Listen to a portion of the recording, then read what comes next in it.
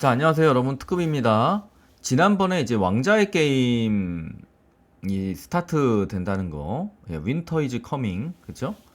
예, 한동훈 대장주에 대해서 오늘 얘기 드릴 건데, 지난번에 우리가 이준석 주하고 한동훈 주가 제가 11월 달에 잘 갈 거라고 얘기 드렸어요.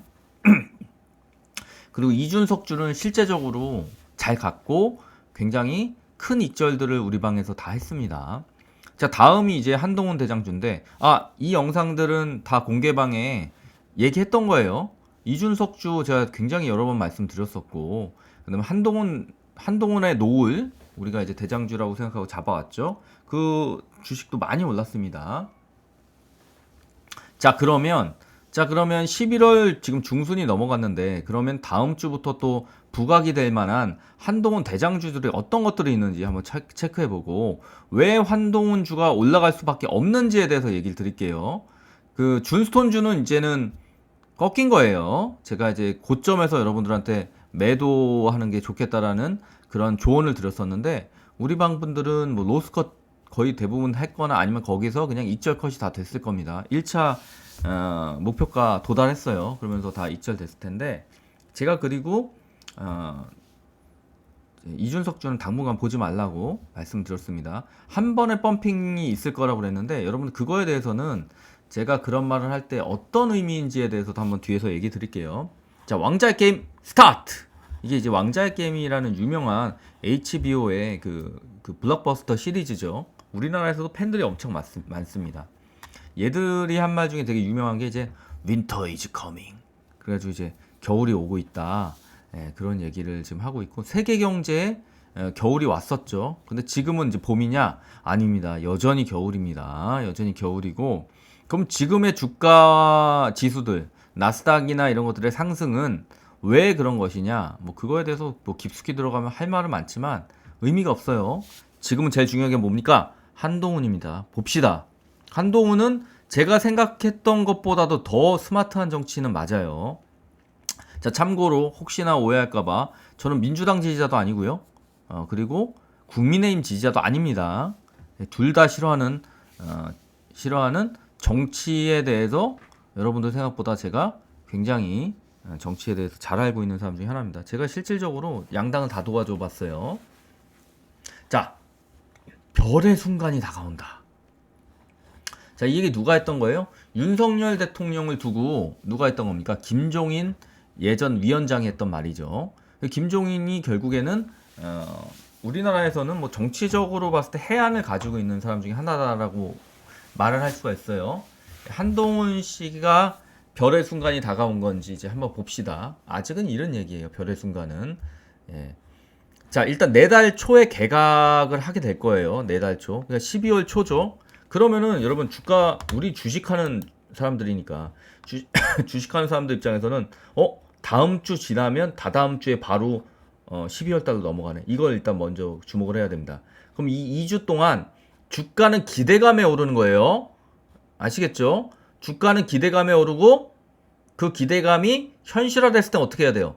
던져야 되는 겁니다. 여러분 주식 거꾸로 해요, 여러분들. 여러분들 언제 하는지 아세요, 주식을? 한동훈 출마 선언, 이야! 막 이러면서 그때 들어가요. 그때는 빠져나와야 되는 때인데. 자, 이준석 신당 뭐 어쩌고저쩌고 하면서 언론에 폭발적으로 인기 얻으면서 쫙 올랐을 때, 그때 고점 찍을 때 제가 뭐라고 그랬어요? 이거 우리 1차 목표가 다 왔네? 익절? 주식은 이렇게 하는 겁니다. 이상하게 하면 안 돼요. 그 이상한 애들 말 듣고.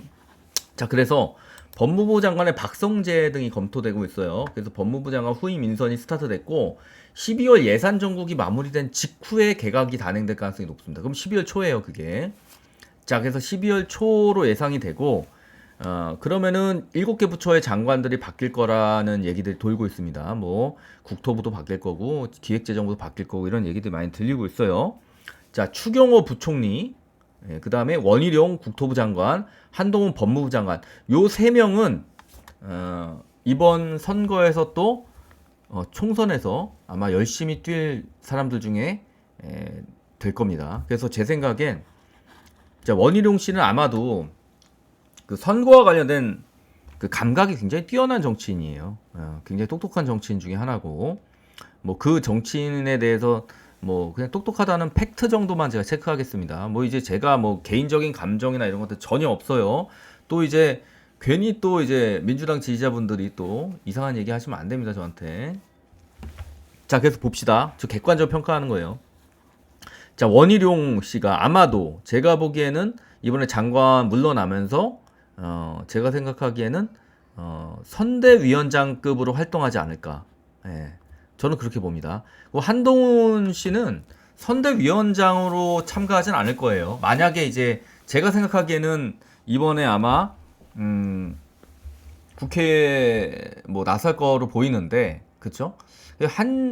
한켠에서는 야, 그 국무총리나 뭐 다른 거로 나오지 않을까 뭐 이런 얘기들 하는데, 예, 저는 그렇게 보지 않습니다. 예, 아닐 거예요, 아마도. 이제 여러분들 그런 부분들은 조금은 이제 여러분들이 예, 좀 잘 생각해 주시기 바랍니다. 우리 그쵸? 예, 그런 관점에서 보시고. 자, 그래서 지금 이제 한덕수 씨가 국무총리를 하고 있는데, 제가 생각하기에는 한동훈 씨를 국무총리로 하려면 민주당이 극렬하게 반대를 할 거고, 예, 제가 보기에도 지금은 맞진 않아요. 그렇기 때문에 국회의원으로 출마할 가능성이 상당히 높다라고 보여집니다. 자, 법무부 장관 어쨌든 바뀌는 게 거의 기정사실화됐어요. 박성재 등이 검토된다고 그랬는데, 박성재 씨는 그 지난 정권에서 이제 자기보다 기수 낮은 친구가 이제 올라가 버리는 바람에 이제 사실은 아무런 역할을 못하고 이제 밀려났었죠. 이제 정치적인 부분이었기 때문에 그때 이제 박성재 씨가 이제 법무부, 그러니까 그만두고 나왔죠. 나왔다가 이제 다시 법무부 장관 쪽으로 가는 겁니다. 그래서 이런 것들을 봤을 때는 정치적으로 고려가 된 거라고 보여지고, 예, 고려대 법대 출신이에요. 그렇죠? 그래서 아마 대학교와 관련된 부분들도 아마 전체적으로 보통 개각할 때 그런 것들을 좀 신경을 써요. 예, 그런 부분들 아마 정치적인 그런 고려들도 있었다고 봅니다. 자, 한동훈 씨가 대구 방문을 했어요. 어제 한동훈 장관이 왜 방문했을까요? Why? 자, 여러분들 중요한 게 보세요. 지금 신당 이준석 신당이 그 제가 그 정치에 있어서 핵으로 등장할 거라고 그랬었잖아요. 실질적으로 그렇게 됐고 모든 언론에서 이준석 신당에 대한 얘기들이 넘쳐났습니다. 그렇죠? 이준석 씨가 여러 가지 인터넷 언론들이나 여러 가지로 많이 출연하면서 굉장히 그런 이슈에 새머리를 하고 있고 그 이슈는 계속되고 있습니다. 그러면 그 바람을 꺼야 돼요. 주식이란다. 정치는 바람입니다. 여러분들. 정치의 기본이 바람이에요. 제가 정치를 전공한 사람이라서 누구보다도 제가 정확하게 말씀드립니다. 정치의 기본은 바람입니다. 그러면 그 바람, 이준석 돌풍이라는 이 바람은 굉장히 큰 바람이고 앞으로 12월 전국에서도 또 크게 작용을 할 겁니다. 이준석주는 그때 좀 반등할 거예요. 근데 이준석주를 왜 그럼 일찍 입전했는지 제가 그건 뒤에서 설명드릴 거예요. 자, 그러면 그 바람을 잠재울 수 있는 것은 어디서부터 보통은 시작된다? 자, 여권의 핵심은 어디예요? 여권의 성지가 어디예요? 대구잖아요. 그쵸? 왜 이준석 씨가 왜 대구에 가가지고 대구에서 바람을 일으키려고 뭐 대구에 있는 기득권자들 뭐 이런 사람들한테 가가지고 계속 주장하고 이랬던 가장 큰 이유가 뭐겠습니까? 대구가 어쨌든 보수 정치의 핵심 성지 중에 하나라서 그렇습니다. 그래서 대구 방문하는 거예요. 상징적으로.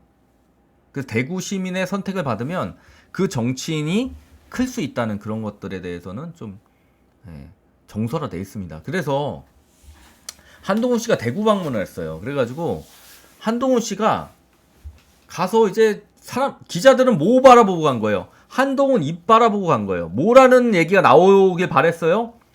저 법무부 장관 그만두면 이제 출마할 수도 있습니다. 뭐 이런 단초라도 얻고 싶었던 거예요. 그 전에 그 와이프가 그 진 검사가 이제 진 변호사가 이제 그 봉사활동 간 거를 또 기자들이 달려가서 찍었어요. 왜? 기자들이 하는 일이 원래 그겁니다. 그래서 저기서 뭐 중요한 거 한마디라든지 중요한 한 컷을 찍는다든지, 응? 뭐 봉사활동 하는 데 있어서 뭐 태만한지 뭐 이런 것들까지 기사와 거리를 찾는 하이에나 같은 존재들이 이제 기자들이에요. 그럼 그 기자들 입장에서는 본인들이 듣고 싶은 말을 듣고 싶은 거지. 그죠? 카메라를 들이댔을 때 본인이 원하는 말을 해줘야 돼. 근데 한동훈 씨는 굉장히 영리한 사람이에요. 똑똑해요. 스마트해요. 제가 보기에도 이번에 인터뷰한 영상 보면서 저는 솔직히 한동훈 장관에 대해서는 높게 평가하진 않았었습니다.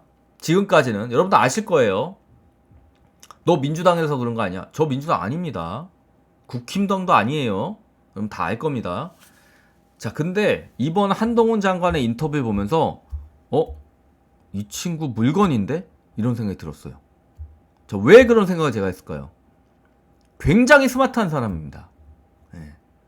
본인의 자리에서 본인이 어떤 말을 해야 되는지 정확히 알고 있는 사람이에요. 그렇기 때문에 이번에 기자들이 가서 헛물만 켜고 들어왔어요.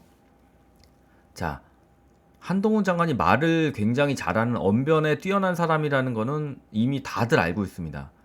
하지만 제가 궁금했던 건 뭐냐면 이 사람이 정말 정치적인 식견이 있느냐, 그리고 행정부를 수장으로서 행정부의 정책들을 풀어나가는 정책적인 감각이 있느냐가 사실은 제 입장에서는 정치인으로서 평가하는, 이 사람이 나중에 대통령이 만약 된다면, 지금 대통령 후보 중에 하나니까, 실질적인 대통령 후보 중 하나입니다.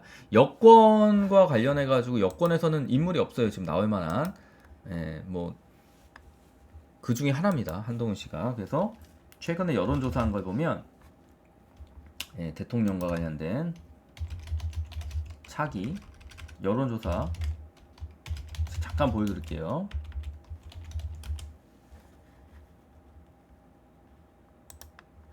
자, 일주일 전에 한 건데 어디 갔어? 자, 여러분 보시면요, 차기 대통령감이 21%가 이재명 씨고 한동훈 씨가 13%예요. 지금 중립지대에서는 아무도 아직 저걸 안 한 겁니다. 오세훈, 홍준표가 여권에선 그 차기 주자들 중에 군 중에 하나인데 이 두 분은 좀 힘들다고 보고요. 오세훈 씨도 경선에는 나오겠지만 쉽진 않다고 봅니다. 그러면 한동훈 씨가 차기 대권 주자로 보기에는 무리가 없다라는 생각 개인적으로 하고요. 그러면 여러분들이 생각해 주셔야 될 게 뭐냐면, 자, 봅시다 여러분들. 이 사람은 지금부터는 제가 얘기했잖아요. 얘 대선주라고. 자, 우리가 주식에서 가장 크게 먹을 수 있는 것 중에 하나가 대선주예요. 한동훈 씨가 이번에 총선 출마하면 이 사람은 대선 주자급으로 올라가는 거예요. 그러니까 그런 겁니다. 그렇기 때문에 제가 2025년부터는 대선주를 봐야 된다고 했는데, 좀 이제 2024년이잖아요, 이제. 1년 빠르게 좀 대선주들이 한번 움직였다가 이제 조정이 되겠죠. 어쨌든 간에 한번 근데 요번에 움직이는 겁니다. 그러니까 여러분이 지금부터 잘 보셔야 돼요. 대선주들을. 자, 가서 기자들은 묻고 싶었던 거 뭐예요? 기자들은 자기가 묻고 싶은 것만 묻고 자기가 보고 싶은 것들만 봐요.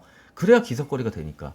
그래서 뛰어난 기자들은 그런 것들에 대한 발언들에 대해서 정확하게 의미 해석을 할 줄 알아야 됩니다. 자, 한동훈 법무장관이 대구 방문해가지고 사람들이 물어봤어요. 총선 출마하실 겁니까? 가장 듣고 싶었던 말이죠. 네, 합니다라고 하면 이제 난리가 나는 거예요. 근데 그거에 대해서는 한마디도 안 합니다. 1절. 한마디도 안 해요. 그리고 나서 한동훈 장관이 얘기한 게 굉장히 한동훈 장관에 대한 평가, 제가 지금까지 했던 한동훈 장관의 평가를 굉장히 달라지게 만드는 원인이 됐어요. 똑똑한 사람입니다. 굉장히 우리나라 정치인 중에 제가 보기엔 제일 똑똑한 사람 중에 하나인데, 그런 생각을 했어요. 이번에 대통령감 이재명이랑 겨뤄볼 만하다. 저 그렇게 이번 이 인터뷰 발언을 보고 되게 그런 판단을 했어요. 여러분은 제 정무적인 감각은 믿어 보셔야 됩니다. 대선 주자급이라고 봐요. 이제는. 그 전까지 아니었어요. 지금부터는 확실한 대선 주자급으로 올라갔다. 자, 한 말이 뭐냐면, 제가 이제 이 친구가 감각이 확실히 있구나라는 생각을 한 게 뭐냐면, 기자들한테 무슨 얘기했는지 아세요? 불법 이민자에 대한 얘기를 했어요. 불법 이민자들.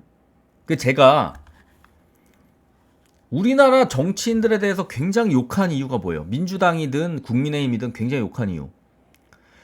한국에 있어서 가장 큰 과제가 뭐예요? 지금 경제 힘든 거? 그거 부차적인 거예요. 한국의 미래를 결정짓는 건 뭐냐면 지방 소멸과 관련된 얘기들, 그 다음에 청년층이 결혼을 못하는 거에 대한 얘기들.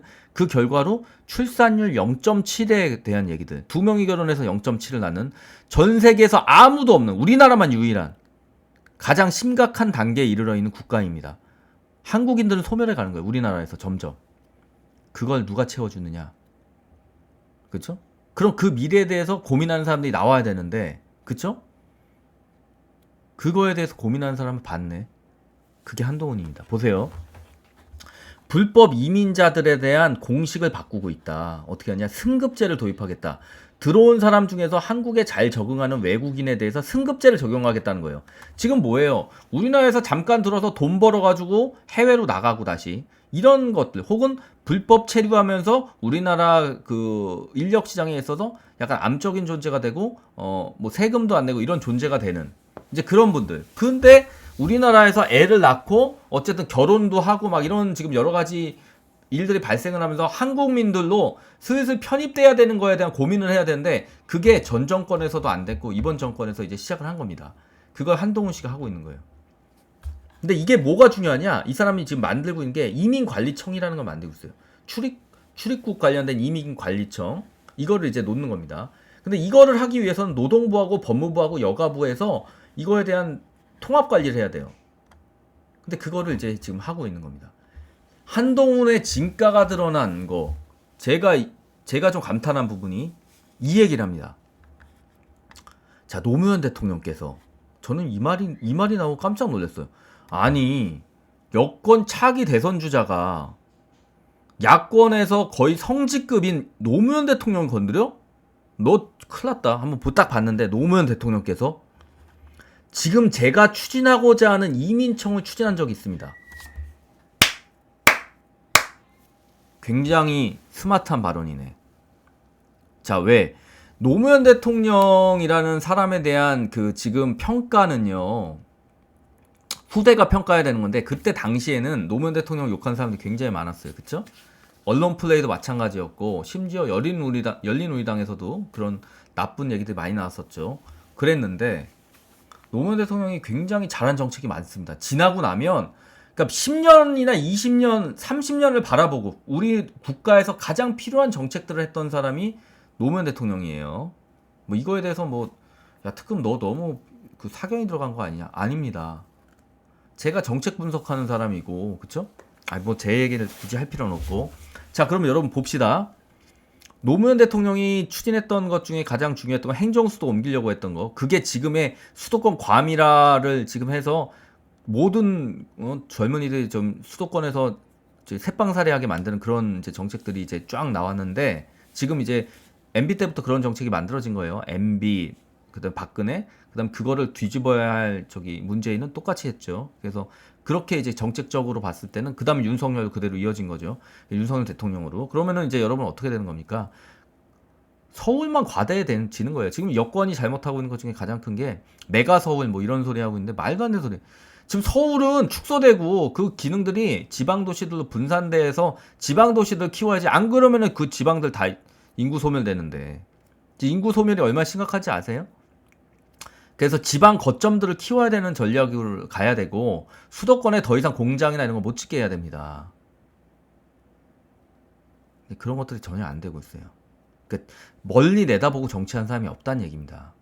노무현 대통령이 그걸 멀리 보고 행정수도 이전이라든지 여러 가지들을 했죠. 그 중에 노무현 대통령이 한 것 중에 굉장히 스마트한 것 중에 하나가 이민청입니다. 예. 근데 이제 그걸 언급하네. 굉장히 스마트합니다. 그래서 노무현 대통령 때 추진하려고 했었는데 왜 이민청이 추진이 안 됐어요? 그때 당시에 당나라당, 한나라당 애들이 반대하고 뭐 이렇게 때문에 결국에는 이민청이 추진이 안 됐거든요. 그게 추진됐어야 되는 굉장히 중요한 정책 중에 하나였습니다. 근데 묻혔죠. 노무현 대통령은 굉장히 훌륭한 정책들 많이 했어요. 그거를 결국에는 이제 야당들이 발목을 잡고 안 했기 때문에 안 된 거죠. 그때가 그렇습니다. 넘어가겠습니다. 자, 그 다음에 이제 봅시다. 자, 여기서 한동훈 장관이 얘기하는 게 굉장히 뛰어나요. 실패한 이유는 모든 각 부처에 있는 기능을 한꺼번에 뺏어서 하나의 기구에 통합하려고 했던 겁니다. 그쵸? 근데 이제 그걸 하게 되면 왜 안 되냐면 우리나라는 관료제의 부처 이기주의가 너무 심해요. 그래서 예를 들어서 법무부가 야, 이 기능 내가 가지고 있어야 돼. 그 노동부가 야, 이 기능 우리가 가지고 있어야 돼. 여가부가 안 돼. 이거 우리가 가지고 있어야 되는 기능이야. 절대 안 내줍니다. 그럼 그걸 바꾸려면 어떻게 돼요? 법까지 뜯어 고쳐야 돼요. 그러니까 예를 들어서 통합기구를 만들려고 하면 법을 바꿔야 되는데 그 법을 허락해 줍니까? 지금 민주당이 그거 추진하는 거 허락해 줄까요? 안 해주거든요. 왜? 원래 여러분들 원래 그런 겁니다. 정치가 그런 거예요. 민주당 입장에서는 아무리 좋은 민생 법안이라고 그러더라도 자기네들한테 맞지 않으면 반대하는 겁니다. 옛날 안 그랬어요? 한나라당 안 그랬습니까? 똑같아요. 그래서 노무현 대통령이 좋은 정책들도 절대 통과 못 시킨 거예요. 그리고 타협을 해야 되고 그런 것들이 있었습니다. 그래서 이 지금 한동훈이 얘기하는 건 뭐냐면, 법무장관이 하는 얘기는 뭐냐면, 그 노무현 대통령이 그렇게 좋은 취지에도 불구하고 그때 이민청 실패했던 이유가 각 부처에 있는 기능을 한꺼번에 뺏어서 하나의 기구에 통합하려고 했으니까 이 관료제 이놈들의 부처 이기주의 때문에 이게 통과가 안 되는 거예요. 그러니까 법률 10개 바꿔야 돼요. 왜냐면 그 부처마다 법을 끼고 있고 자기네들이 가지고 있는 권력을 내놓지 않기 때문에. 그래서 이거를 한동훈 장관은 어떻게 해결했냐? 각 부처에서 인원을 파견해라. 그래서 야, 그래, 우리 새로운 이민청 만들려고 하는데 야, 노동부에서 이거와 관련된 인원 우리한테 파견해줘. 그 다음에 여가부에서 이거와 관련된 거 우리한테 파견해줘. 외교부에서 우리와 관련된 거 이거 파견해줘 해서 이민청을 만든 거예요. 그 이민청을 만들어서 거기서 이게 하고 싶은 것들이 뭐냐, 이런 걸 하겠다는 거죠. 불법 이민자와 관련된 승급제. 결국에는 우리나라가 0.7로 가잖아요. 그러면은 우리 아이들 때 되잖아요. 그러면은 우리나라에 예를 들어서 100명의 노동자들이 있었으면 걔네들이 50명으로 줄어드는 겁니다. 그럼 우리나라가, 여러분, 경제 성장을 하기 위해서는 인구 증가가 계속 돼야 되거든요. 그게 되게 중요한 요소 중에 하나입니다. 노동력이 계속 투입이 돼야 돼요. 기술 발전을 하게 되는데 그 기술 발전을 견인할 수 있는 노동력이 없다면 힘들어지겠잖아요. 그렇죠? 우리나라에서 지금 불법 체류자들이 우리나라 나가잖아요. 다 나가잖아요. 한국이 망해요. 그 정도로 지금 우리나라에서 일선에서 뛰고 있는 외국인 근로자들이 많습니다. 그러면 이분들을 어떻게든 한국민으로 잘 정착해서 저기 하게 해야지. 그렇죠? 불법 체류자로 놔두고 우리나라의 악덕 사장들이 계속 괴롭히고 이렇게 해야 됩니까? 그럼 그 사람들은 평생 우리나라에 정착 못하고 나중에 근로자 상해를 입고 막 팔이 잘라지거나 그 병원도 못 가요. 이런 문제들이 많습니다. 그래서 결국에는 우리 자손들은요 0.7에 대응하는 그런 정책들을 하는 정치인들이 나와줘야 돼요. 근데 한동훈이 그걸 하고 있었다니 저도 놀랐습니다. 그래서 결국에는 이렇게 부처에서 이민청을 이렇게 스마트하게 운영하겠다는 거죠. 부처의 기준을 깰 수 있는. 얘가 관료제의 장관으로서도 생각보다 정책적 감각이 뛰어나네, 이런 생각 제가 하게 됐습니다. 그리고 여러분들, 이 말이 되게 중요한 거예요.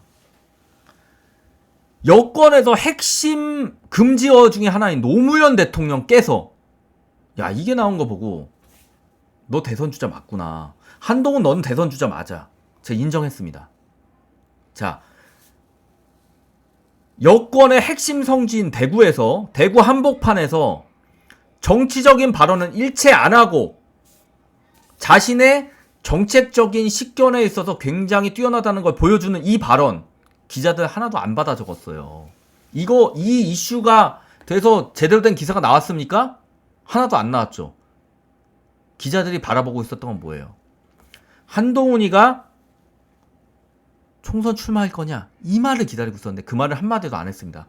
하지만 이 사람이 제대로 된 정책적인 지향을 가지고 보고 있었다라는 그 지향점에 대해서 얘기하면서 노무현 대통령이라는 말을 꺼낸 거예요. 야권의 핵심 성지를 만드는 대통령이 노무현인데 그 노무현 대통령에 대해서 얘기하고 그걸 높게 평가합니다. 정책을. 굉장히 정치적 감각도 뛰어난 사람이에요. 이 얘기 무슨 소리냐?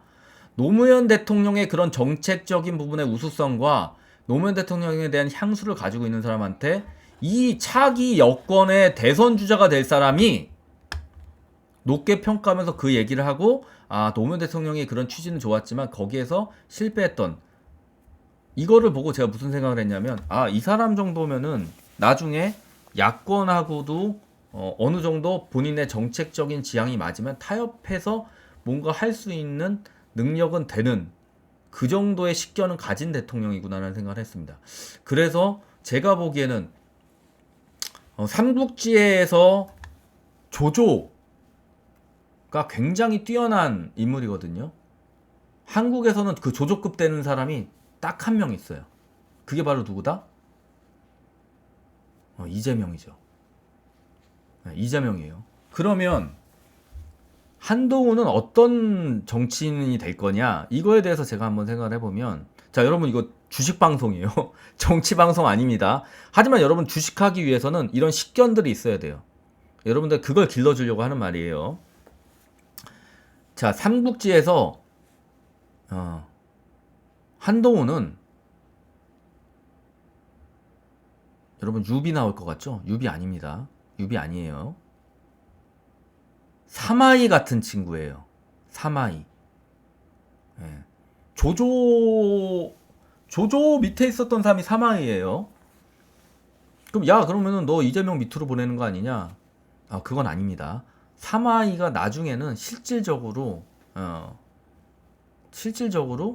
삼국 통일은 이제 조조가 하는 걸로 보이지만 결국에는 저는 사마이가 큰 역할을 했다고 보거든요. 아무튼 그렇습니다. 아무튼 그런데 자 중요한 거, 자 그래서 한동훈이 굉장히 뛰어난 사람이라고 이번에 느꼈습니다. 그래서 마지막으로 또 여기서 한 말이 있어요.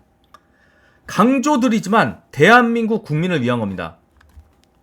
땅 한동훈 총선 출마 확정. 총선 출마 확정된 거예요. 제가 얘기했잖아요.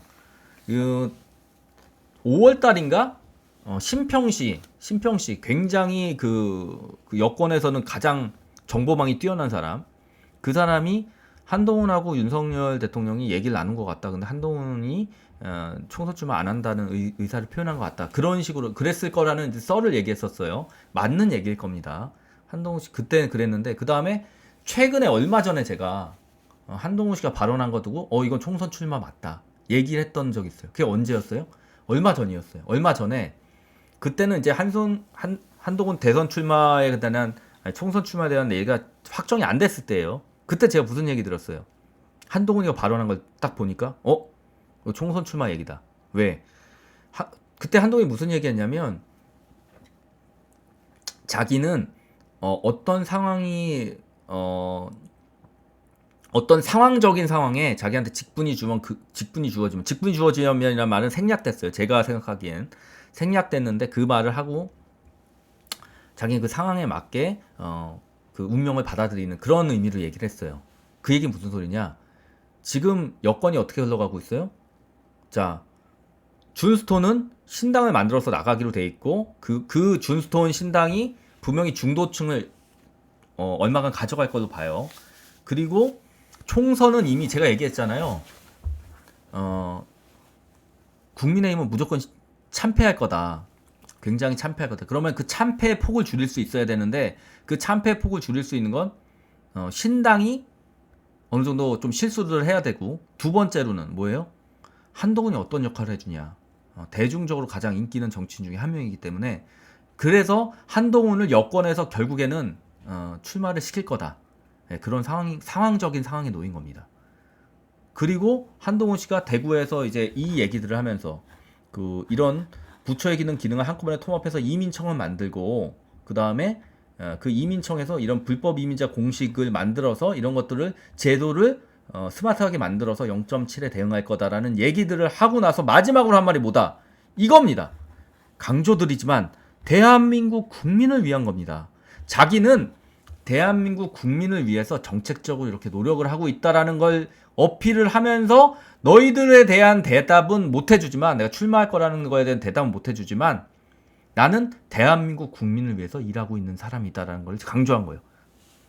자, 이 정도면 한동훈이 굉장히 스마트한 사람이라서 돌려서 자기가 할 수 있는 말들을 다 한 거예요. 그리고 노무현 대통령에 대한 얘기까지 하면서 저는 이거를 모두 즉흥적으로 한 말이 아니라 이미 머릿속으로 다 생각하고 있었던 사람이 아닌가라는 의심을 강하게 해봅니다. 굉장히 영리한 사람이고 미래를 볼 줄 아는, 예, 그리고 오늘로써 저는 이 사람이 대선주자급이다. 이재명이랑 같이 둘이서 한국의 미래를 가져가 대통령, 경쟁자가 될 만하다. 이런 것들을 제가 정확하게 오늘부로 선언합니다. 예, 굉장히 똑똑한 사람이에요. 자, 그리고 한동훈 주의 웅비가 시작됐어요. 자, 노을은 우리가 어디서 잡았어요? 여기서 잡아서 가져가고 있죠. 조정됐잖아요, 여러분들. 조정돼서 굉장히 걱정됐죠. 이틀 동안 조정됐는데 조정을 해야 더 가는 겁니다. 주식은 그래요. 조정을 해야 더 가는 겁니다. 자, 첼시스. 예, 전고점 돌파하면서 이거 더 갈 거라고 그랬죠. 더 갔죠. 여기서 끝나냐? 더 갈 겁니다. 첼시스도. 자, 그다음에 협진. 얘네들 신규로 편입된 주예요. 자, 여기서 제가 뭐라고 그랬어요? 이거 상한가 일단 찍을 거라고 얘기했죠. 그래서 제가 여러분이랑 실시간 라이브에서 뭐 했어요? 회원 라이브에서 같이 상한가에다 걸어놨죠. 상한가에 팔렸죠, 다들. 그 다음에 이노 인스트루먼트. 얘가 어제부로 또 한동훈주로 편입됐네. 21선 돌파했죠. 그럼 얘 뭐예요? 내일부터 관심 있게 봐야 되는 거예요. 월요일부터. 오케이? 자, 이런 겁니다. 그래서 노을주는 모아서 계속 가는 거고, 그죠? 이렇게 한동훈주로 편입되는 애들 중에 수급 들어오고 21선 돌파한 애들은 다음 날도 잘 갈 가능성이 상당히 있다. 이제 그런 관점으로. 그래서 이런 건 단타 먹는 거지. 이거 단타 안 먹으면 뭐예요? 제가 여러분들 이거 잡아주려고 한 시점이 뭐예요? 거기서부터 잡았으면 거의 10% 먹는 거였잖아요. 그래요, 안 그래요? 협진. 맞잖아요, 여러분들. 그 회원 라이브 어떻게 공개 라이브로 전환해 드릴까요? 네, 직접 보시기 바랍니다. 자, 그렇고 한동훈 주들이 웅비를 하고 있는데, 자, 보여드릴게요. 자, 노을. 이제 여기서 조정 주고 이제 다시 올라갈 거예요. 조정 여기까지 주면 제일 좋은데 좀 많이 안 내려오네요. 아쉽게도. 다시 올라갈 겁니다. 또 첼시스 잘 가고 있죠. 태양금속 터닝했죠. 얘 조정 줬지만 다시 가요. 오리콤 마찬가지 조정 줬지만 다시 갈 겁니다. 오파스넷 조정 줬지만 다시 갈 거예요. 부방 조정 줬지만 다시 갈 거예요. 협진 이렇게 해서 조정 좀 주고 이제 올라가겠죠. DTNCR로 마찬가지. 핑거 어제부로 편입됐어요. 여기 제가 언제 거는 라인인지 기억도 안 나지만 여기 뚫었어요. 더 잘 가겠죠. 거래량 터졌죠. 이거 한 번으로 끝나겠어요? 아니죠. 더 갈 겁니다. 세진TS 마찬가지. 얘도 뭐 편입됐어요. 예. 근데 얘는 위험하다. 시총 300억 미만은 좀 조심하세요. 자, 그 다음에 이노인스트루먼트 올라갔죠. 자, 그 다음에 고바이오랩 얘도 편입됐어요. 자, 이런 것들을 이제 보라는 거예요. 신규 편입된 주 태평양물산, 뭐 에드바이오텍 이런 애들도 이제 슬슬 움직이기 시작했다. 그리고 잠시만요. 엄마한테 달라고 그래. 지금 아빠 엄마 지금 자고 있어. 자고 있어? 자, 여러분 죄송합니다. 나중에 해줄게. 아빠 지금 방송 좀 있으면 끝나. 문 닫고 가. 나중에 해줄게. 방송 끝나 금방. 자, 여러분 저 미안합니다. 딸이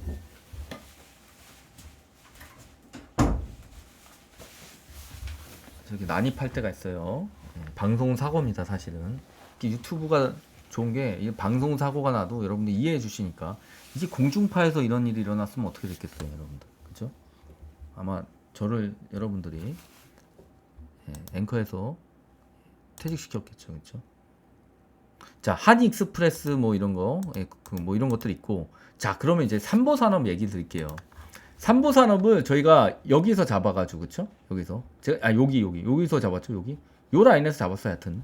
요 라인에서 잡았는데, 이거는 여러분 공개방송 보세요. 공개방송에서 이때 삼보산업 잡으라고 제가 그렇게 얘기합니다. 여기 행보 라인에서 잡으라고. 예? 그럼 여기 돌파하면서 크게 가기 시작했죠. 어디에서 제가 익절하라고 그랬어요? 여기 그어놨었잖아요. 그 방송 보세요. 이거 그어져 있어요. 여기서 익절하라고 그랬잖아요. 이게 여기가 익절 라인이었던 겁니다. 고점에서 저희가 익절했죠. 야, 너하고 네 방송 듣는 사람들이 여기서 익절해가지고 떨어진 거 아니야? 아닙니다. 우리 방송에서 무슨 거래량이 그렇게 터집니까? 얼마 안 돼요. 사람들 들고 있는 거. 보세요. 여기서 이날 얼마 터졌어요? 거의 1000만 주 터졌습니까? 800만 주. 들고 있어봤자 우리가 얼마 들고 있었겠습니까?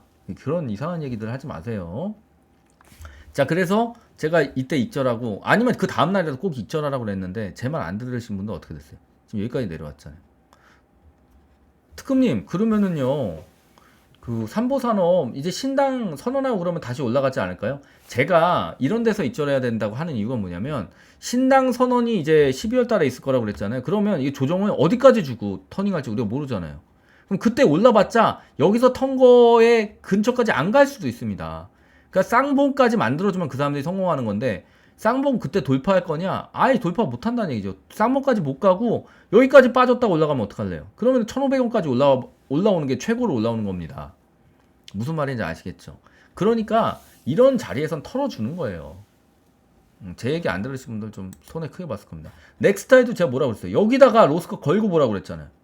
여기 800원에다가. 그럼 여기에서 가지고 있던 분들이 로스컷 여기서 당했으면 다행인데 안 당하신 분들은 못 해요. 여기 있을 거 아니에요. 특급님 그래도 한 번 정도 오르지 않을까요? 오르긴 오를 텐데 여기까지 더 뺀 다음에 오를지 여기서 오를지 어디서 오를지 모르잖아요. 그러면 쌍봉 돌파 못할 수도 있으니까 그럼 여기서 일단 입절해주고 밑에서 받는 게 현명한 거 아닙니까? 그쵸? 근데 그거 지금 얘를 잡는 게 아니라 지금은 대세 누구다? 대세는 한동훈일 거예요. 당분간은. 이제 신당 창당 선언하면 그때는 다시 한번 얘가 그때는 단타로만 보세요. 그때는 단타 느낌으로 보시면 되고 지금은 한동훈이 대세일 거다. 왜? 지금 기대감이 있다니까. 그러니까 주식은요, 여러분들 기대감이 있는 때까지만 보는 겁니다. 기대감이 점점 사라지면 빨리 입절하고 나와야지. 그죠? 자, CCS도 이제 보지 말라고 그랬잖아요. 왜? 기대감이 지금 좀 사라졌으니까. 다시 기대감이 얘가 살아나면 어떤 때 살아나요? 아이, 시연회 정도는 해야지 기대감이 살아나겠지. 지금 시연회에 관련된 소문만 무성하고 시연회에 관련된 아무것도 나오질 않고 있어요. 근데 그게 이제 나오면 CCS가 한번 가겠죠. 그때 단타로만 보세요. 너무 위험합니다, 이제는요. 자, 신성은. 자, 시연회에 대한 얘기가 나오면서 신성도 오르고 있는 거예요. 자, 그러면 신성은 좀 더 볼 수도 있겠다, 그쵸? 근데 신성은 단타로만 보세요. 이거 신성델타 어제 제가 단타로 치고 나와서 수익 낸 거 보여드렸잖아요, 여러분들. 네. 단타 자리 나오잖아요. 단타로만 보세요, 이제는. 얘는 단타로만 보시고 뭐에 집중해라? 지금부터 한동훈에 계속 집중해야 됩니다. 얼마가는. 아시겠죠? 네. 노을도 마찬가지. 이거 돌파 곧 합니다. 노을. 여기 돌파할 거예요. 제가 그 온라인들 중요한 거 다들 아시잖아요, 그쵸? 이거 곧 머지않아 돌파하고 슈팅 주면 이 8,000원 이 라인 근처 거기서 입절하고 나오면 돼. 우리 그거 거기서 입절하면 얼마예요? 4,000원에 잡았으니까 8,000원이잖아요. 2배. 아, 2배 먹으면 된 거 아니에요, 여러분들? 그래요, 안 그래요? 그 여러분들 이런 분들 있어요. 특급님 여기서 던졌는데 잘했나요? 잘했습니다, 여러분들. 던진 건 잘한 거예요. 입절한 건 잘한 거다. 근데 여러분들이 다시 잘 잡을 수 있을까?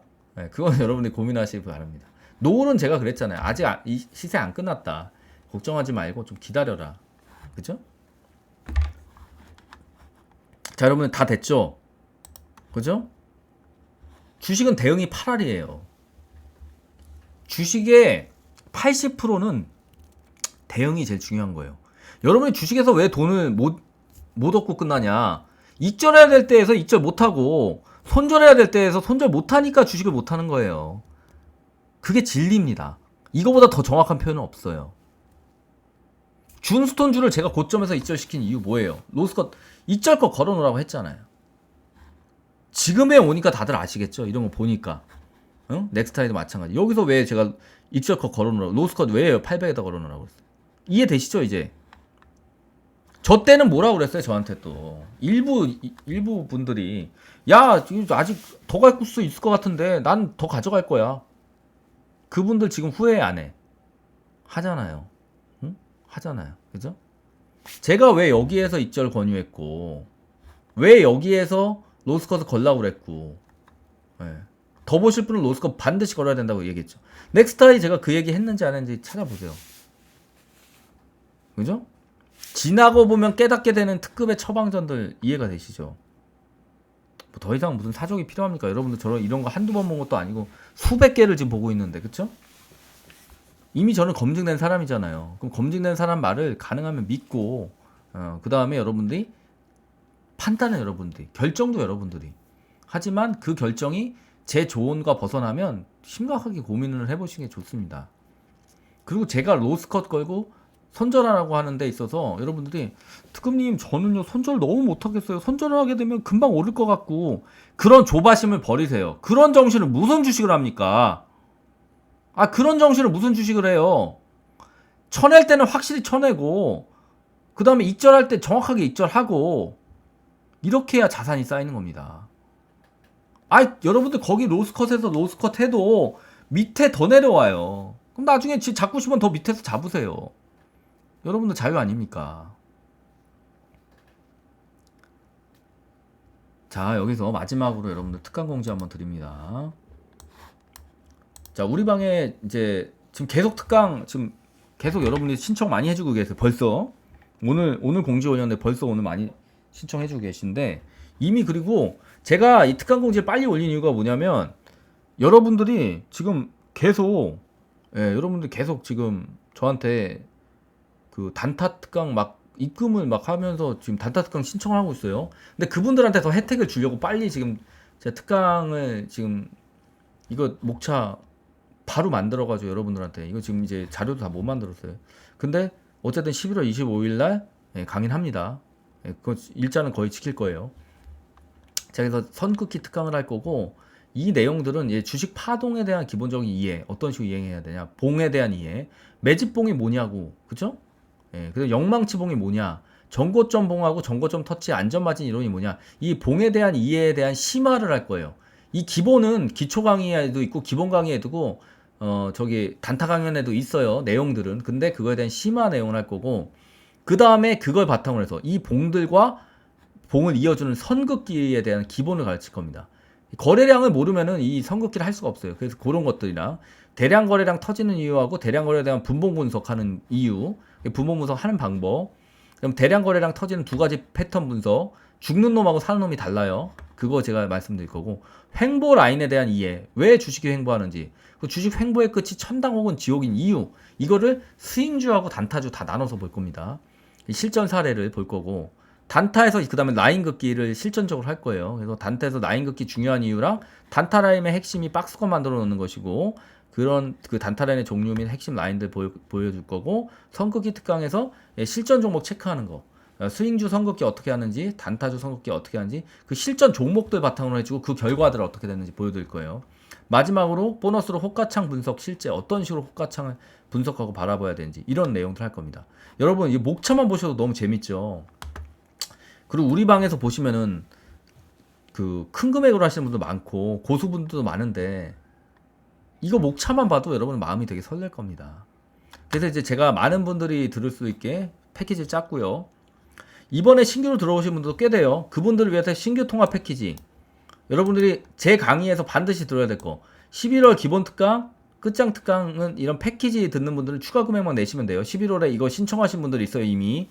그분들은 요거 그 추가 금액만 내시면 돼요. 스윙 특강, 기본 특강이랑 이렇게 금액들은 이제 정해져 있습니다. 예전보다 훨씬 강의들 가격들 많이 내린 거예요, 여러분들. 여러분들 이제 작년에 제 강의 얼마였는지 보시면 다 놀랄 겁니다. 근데 어쨌든 간에 여러분들을 위해서 가격들 많이 낮췄고, 여러분들 진짜 소액으로 하시는 분들 빼고 나머지 분들은 주식에 있는 돈 뭐 그거 관련해 가지고 뭐 하루에도 막 몇십만 원씩 이러시면서 공부를 안 하고, 이런 공부를 안 하고 그런 걸 투자한다, 많이 잘못된 거예요, 여러분들. 여러분들 주식에서 모르면 당할 수밖에 없습니다. 그래서 여러분들 꼭 이렇게 요 강의 최대한 많이 들으시기 바랍니다. 자, 이상입니다. 여러분, 강의 여기까지 할게요.